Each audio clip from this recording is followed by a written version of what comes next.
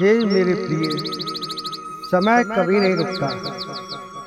आज यदि बुरा समय चल रहा है तो कल अवश्य अच्छा आएगा। आप केवल निस्वार्थ भाव से अपना काम करते रहिए, अपने कर्म को पूर्ण अंजाम तक पहुंचाते में अपना प्रयास करते रहिए और वही आपके हाथ में आएगा। प्रबुद्ध व्यक्ति के लिए गंदगी का ढेर, पत्थर और सोना सभी समान है। जीवन में न हार चाहिए न जीत चाहिए। जीवन में अच्छी सफलता के लिए परिवार और कुछ मित्र साथ चाहिए जो हमारे जीवन को आसान बना सकते हैं। सेहत के लिए योग और किसी की जरूरत पर सहयोग, दोनों से ही जीवन बदलता है। बड़प्पन वह गुण है जो पद से नहीं संस्कारों से प्राप्त होता है, यानी उसके संस्कार ही उसे बड़ा बनाते हैं। जैसे उसके संस्कार होंगे वैसे ही वो आगे बढ़ेगा। कहते हैं प्रेम का अर्थ विवाह करना नहीं होता, कोई बंधन नहीं होता प्रेम, बल्कि पूरे निष्ठा के साथ अपने को समर्पित कर देना ही सच्चा प्रेम होता है। इंसान के परिचय की शुरुआत भले ही उसके चेहरे से होती होगी, लेकिन उसकी संपूर्ण पहचान उसकी वाणी से ही होती है। उसकी वाणी से ही पता चल जाता है कि वो किस तरह का मनुष्य है। जीवन में आधे दुख इसी वजह से आते हैं क्योंकि हम अपनों से उन आशाएं रखते हैं जिनकी हमें कभी नहीं रखनी चाहिए। उम्मीद से ही हमें कष्ट होता है। जब हम किसी से कोई उम्मीद रखते हैं और वो पूरी नहीं होती है तो हमें क्रोध आ जाता है और गुस्सा आ जाता है, जिसकी वजह से हमें काफ़ी कष्टों से गुजरना पड़ता है। इसलिए हमें किसी से भी जीवन में किसी भी प्रकार की उम्मीद नहीं रखनी चाहिए। जीवन में अगर ईश्वर ने आपको किसी प्रकार का भी कोई हुनर दिया है, कोई काबिलियत दी है, तो उस पर कभी भी घमंड मत करना, क्योंकि पत्थर जब पानी में गिरता है तो वह अपने ही वजन से डूब जाता है और उसका यही अहंकार उसको नीचे गिरा देता है कि वो एक हुनरमंद आदमी है। क्योंकि अहंकार करने पर इंसान की प्रतिष्ठा, वंश, वैभव और तीनों ही समाप्त हो जाते हैं। अपने सत्य को सिद्ध करने के लिए किसी से भी जिद करने की जरूरत नहीं है, क्योंकि सत्य एक दिन खुद सही समय पर स्वयं ही सिद्ध हो जाता है। सच को लाख पर्दों में छुपाया जाए पर वह छुप नहीं सकता है, वो एक न एक दिन सामने आ ही जाता है।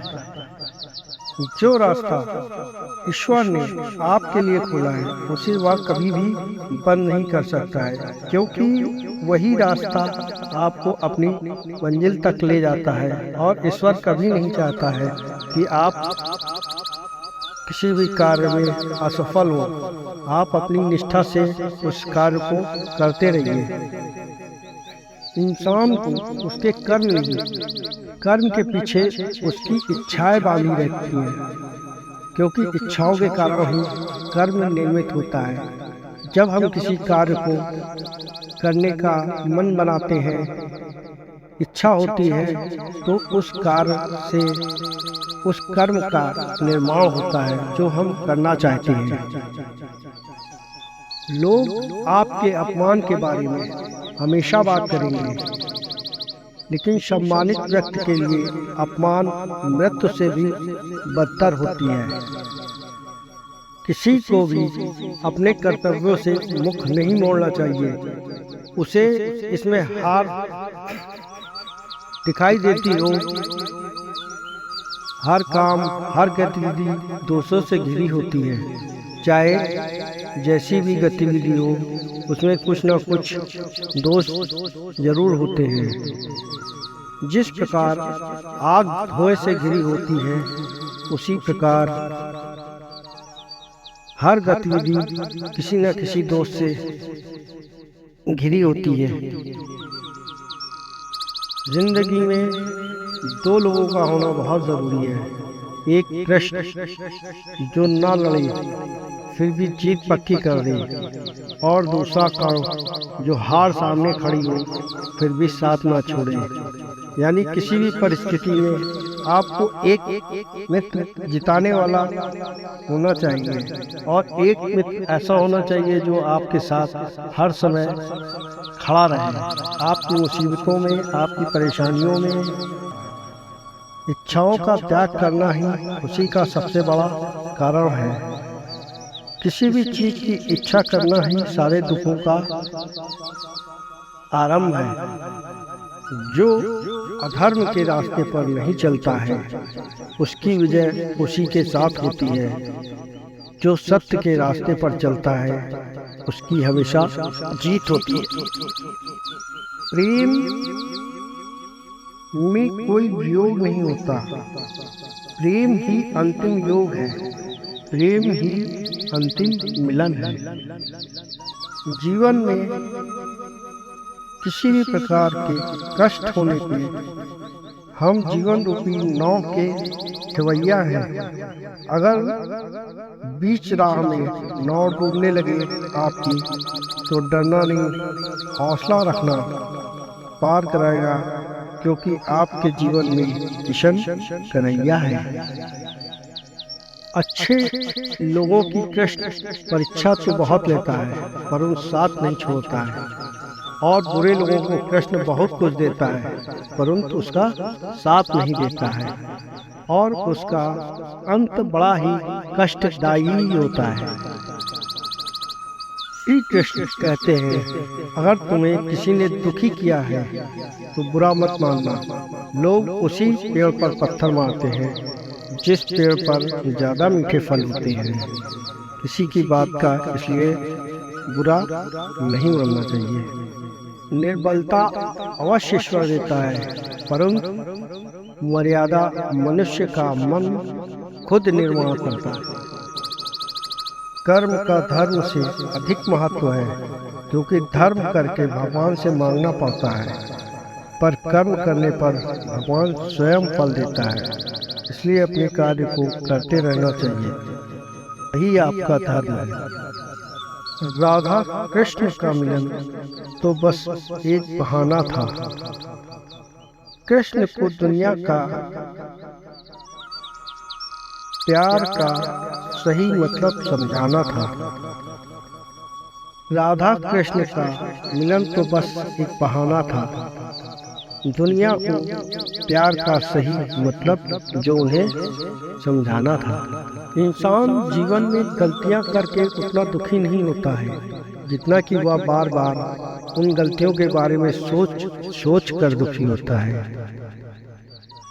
जीवन के बदल जाने में कभी भी वक्त नहीं लगता, कभी कभी वक्त बदल जाने में पूरा जीवन लग जाता है।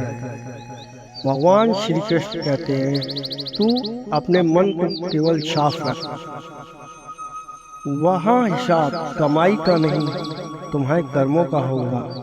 जिसका जैसा कर्म होगा उसका फल भी वैसा ही उसको प्राप्त होगा।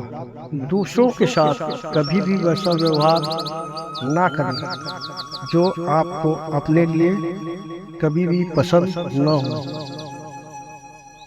जो अपने मन पर नियंत्रण नहीं रखता है वह स्वयं का सहने यानी धीरे धीरे शत्रु बनता जाता है।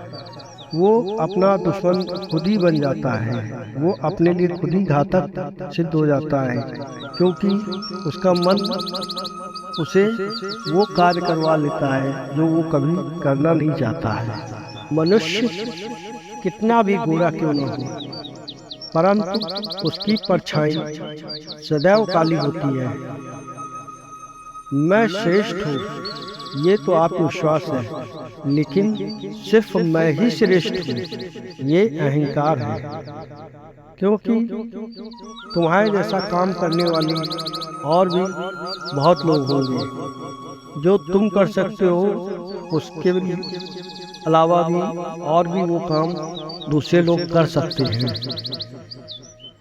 कभी कभी समय के साथ परिवर्तन से मित्र भी शत्रु बन जाते हैं और शत्रु भी मित्र, क्योंकि स्वार्थ बहुत ही बलवान होता है।